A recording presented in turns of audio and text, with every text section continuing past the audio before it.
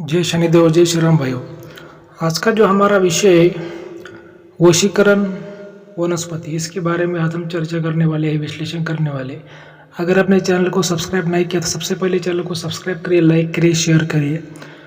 और भाइयों, आप सबको मालूम है कि जैसे हमारे खानदान में 5 पीढ़ियों से इंद्रजाल विद्या, नारायणी विद्या, अघोर विद्या चलती आ रही।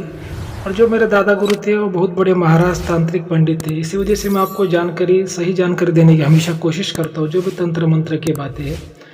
तो हमारे एक शिष्य ने मुझे सवाल पूछा था, गुरु जी ऐसी कोई वनस्पति है क्या जिससे कोई वशीकरण किया जा हो, या कोई को मतलब किसी का आकर्षण किया, किसका वशीकरण हो जाए, किसी का आकर्षण हो जाए, ऐसी कोई वनस्पति है क्या?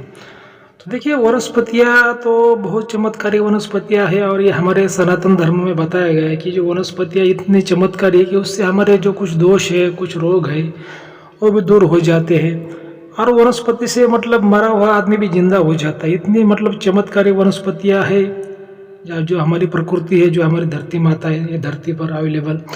लेकिन कैसा कि हम उसको नहीं जानते, कुछ लोग नहीं समझते, इसी वजह से हम उसको नहीं पहचान पाते। लेकिन है, जैसे हमारे सनातन धर्म में जो रामायण है, रामायण में बताया गया है कि जैसे कि लक्ष्मण जी को जो शक्ति लगी थी और वो जो मूर्छित पड़े थे, तो उनको जगाने के लिए हनुमान जी ने संजीवनी बूटी लाई थी हिमालय से, उसका इस्तेमाल किया था। वैसे कुछ वनस्पतियाँ मतलब आदमी को जिंदा भी कर सकती है, मरे हुए आदमी को जिंदा भी कर सकती है। इतनी पावरफुल वनस्पतियाँ है, ये सनातन धर्म में बताया गया है। तो लेकिन ठीक है, आज का जो हमारा जो विषय है कि भाई वशीकरण और आकर्षण जिससे हो जाए ऐसी कोई वनस्पति है क्या? तो देखिए है, और उसका नाम भी आपको बताऊंगा, उसका प्रयोग भी आपको मैं बताऊंगा। लेकिन सबसे पहले मैं आपको बताना चाहूँगा भाई, वो देखिए, तंत्र मंत्र का कोई भी प्रयोग अगर करना हो तो गुरु के आदेश पर करना पड़ता है। पहले गुरु करना पड़ता है, गुरु का आशीर्वाद लेना पड़ता है, गुरु का जो गुरु मंत्र होता है वो सिद्ध करना पड़ता है। तभी ये जो चमत्कारी वनस्पतियाँ हो, चाहे कोई तंत्र मंत्र हो, जो भी कोई यंत्र हो, तब वो काम करते हैं। ठीक है, तो आज का जो हमारा विषय है कि आकर्षण और वशीकरण दोनों भी हो जाए ऐसी कौन सी वनस्पति है, तो उसका जो नाम है वो है अपामार्ग। ये अपामार्ग जो वनस्पति है भाइयों, इसको आपको क्या करना है, इसका प्रयोग कैसे करना है, आपको मैं बताता हूँ। जो अपामार्ग वनस्पति है, आपको पुष्य नक्षत्र देखना है। पहले तो आपको पंचांग में पुष्य नक्षत्र देखना है, और पुष्य नक्षत्र के एक दिन पहले आपको उस वनस्पति के पास जाना है। कोई देखे ना, कोई टोके ना, आप दिन में भी जा सकते हैं, रात में भी जा सकते हैं। और उसको निमंत्रण देना है कि मैं कल आऊँगा और तुमको लेके जाऊँगा, ऐसा उसको निमंत्रण देना है। तो निमंत्रण कैसे दिया जाता है? भाई कोई कुमकुम चावल लेके वहाँ पे जाना है, लाल चावल या फिर पीले चावल लेके उसकी जड़ के पास में रखना है, उसको प्रणाम करना है, हाथों में जल लेके जाना है। तो ऐसा वो निमंत्रण दिया जाता है। और फिर पुष्य नक्षत्र के दिन अगले दिन जाना है और उसको जो वनस्पति उसको जड़ से उखड़ कर लाना है। ठीक है, क्योंकि उसकी जो जड़ है वो काम आती है। तो जो अपामार्ग वनस्पति उसकी जो जड़ें हो वो वशीकरण विद्या में और आकर्षण विद्या में काम आती है। तो उसको जड़ से उखड़ कर लाना है। और घर पर लाने के बाद में फिर और भी एक मंत्र होता है, जैसे उसको उससे अभिमंत्रित किया जाता है, लेकिन वो गुरु के आदेश पर ही मिलता है।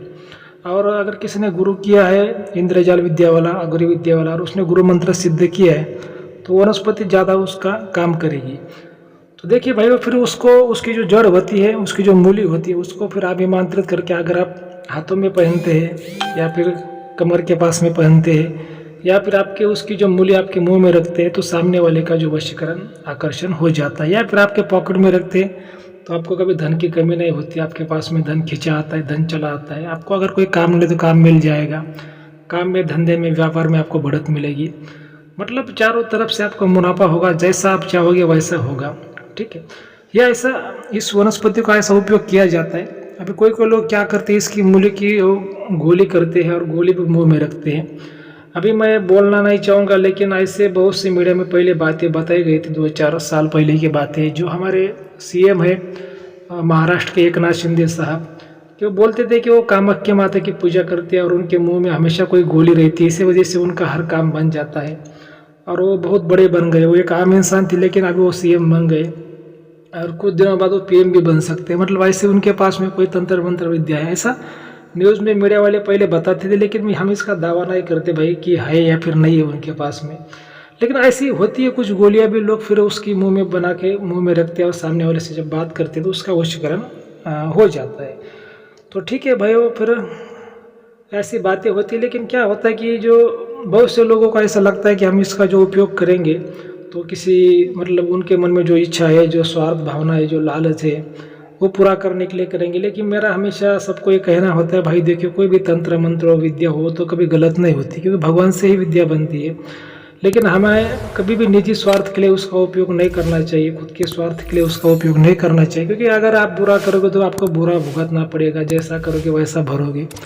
तो कभी भी विद्या का दुरुपयोग नहीं होना चाहिए। कभी भी चाहिए जो विद्या होती है अच्छे काम के लिए इस्तेमाल करनी चाहिए, जो समाज का भला हो, किसी गरीब का भला हो, धर्म का भला हो, ऐसे अच्छे कामों में उसका उपयोग किया जाता है। लेकिन मेरे हिसाब से आज के ज़माने में ऐसे ये बहुत से लोग कम है कि भाई वो धर्म कार्य के लिए उसका उपयोग करेंगे। वो लोग खाली निजी स्वार्थ के लिए ही उसका उपयोग करते हैं हर तंत्र मंत्र का। तो इसी वजह से फिर तंत्र मंत्र विद्या भी बदनाम होती जा रही, क्योंकि अगर हम निजी स्वार्थ के लिए किसी भी विद्या का उपयोग करते तो वो विद्या बार बार काम आपके नहीं आएगी। अगर आप दूसरों के लिए उसका उपयोग करते तो जो विद्या उसका पावर बढ़ता है, आपके वो बार बार काम आती है। लेकिन खुद के लिए अगर आपने उसका उपयोग किया तो एक ही बार में वो आप उसका उपयोग कर पाओगे, अगली बार में आपके वो काम नहीं आएगी। इस वजह से हमेशा ऐसा हमें सोचना चाहिए, भाई किसी का भला हो, समाज का भला हो, धर्म का भला हो, देश का भला हो, ऐसा ही हमें सोचना चाहिए। तो ऐसे ये जो वनस्पति भाइयों आपा मार्ग इसे कहते हैं, तो इसका जो प्रयोग मैंने बता दिया कैसे करते हैं, क्या करते हैं। और देखिए अगर किसी को ये वनस्पति कहीं भी मिल जाती है, अगर किसी को नहीं मिली तो वनस्पति हमारे पास से भी आपको मिलेगी और वो भी आप आमंत्रित करके आपको मिलेगी। तो अगर किसी को चाहिए तो आप हमें संपर्क भी कर सकते हैं। जो छोटी सी जो कुछ फीस है दक्षिणा आपसे ली जाएगी, क्योंकि दुनिया में पानी भी फ्री में नहीं मिलता भाई, वो चाय भी फ्री में नहीं मिलता, ऐसी बात है। फिर भी कैसा है कि हमारा आपको बार बार ये कहना होता है कि भाई वो किसी भी अंधश्रद्धा में, किसी के जाल में ना फंसिए, ठीक है। अच्छा काम करिए, नेक काम करिए, धर्म का पालन करिए, कानून का पालन करिए। तो अगर आपको आज का वीडियो अच्छा लगा तो चैनल को सब्सक्राइब करिए, लाइक करिए, शेयर करिए। जय शनि देव, जय श्री राम, धन्यवाद।